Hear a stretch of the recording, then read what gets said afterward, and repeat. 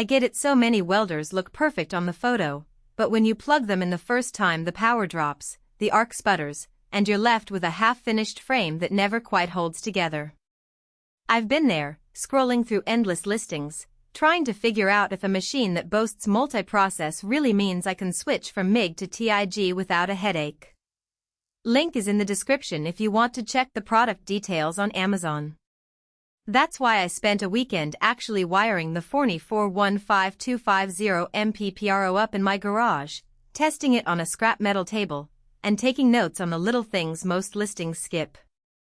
First off, the Forney 415250 is marketed as a 3-in-1 welder that can handle MIG, TIG, and stick. For hobbyists who dabble in a little bit of everything, that sounds like a dream, but the real question is whether the machine can deliver decent results across those processes without you becoming a full-time electrician. The unit runs on standard 120-volt household power, so you don't need a special outlet or a generator. That's a huge plus if you're setting up in a typical suburban garage or a small workshop. The plug-in nature also means you can roll it out to a friend's barn for a quick repair without hauling a heavy transformer. When I first hooked it up, the power cord felt surprisingly light.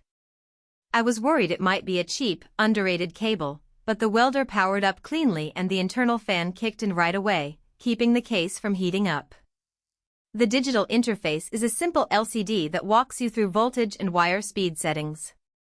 There's no fancy touchscreen, which some people might think is a drawback, but in a workshop environment the simplicity actually reduces the chance of accidental menu changes mid-weld. I spent about 10 minutes reading the quick start guide, then moved straight to the first test piece. The first test was MIG welding mild steel at 0.023 inches. Wire. I set the voltage to about 18 volts and the feed speed to 300/min, which the machine suggested for that thickness.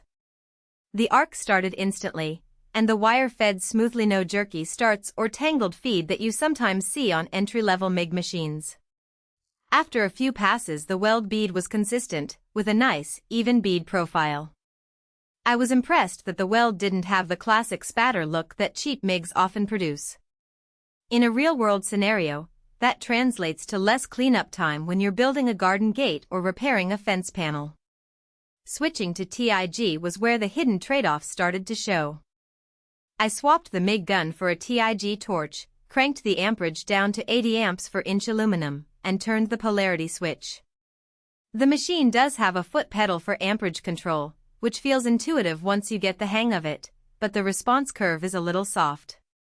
When you press the pedal, the current ramps up gradually, which is great for delicate work but can be frustrating if you need an instant jump for thicker sections. On my test piece, the first few passes had a slight underpenetration until I got used to the pedal's feel. It's a learning curve, but once you adapt, the TIG welds were clean, with a narrow heat-affected zone perfect for thin sheetwork where you don't want to warp the metal. Now for stick welding.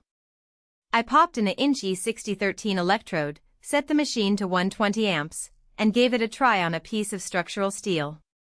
The arc struck quickly, and the electrode burned at a steady rate.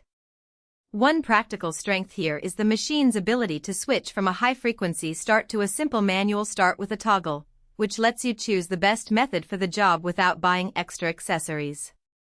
However, the downside is the machine's duty cycle drops noticeably when you stay in stick mode for extended periods. After about 10 minutes at full output the welder starts to pulse, indicating it's cooling down. For a weekend project that's fine, but if you're planning a full-day production run you'll need to factor in cool-down breaks.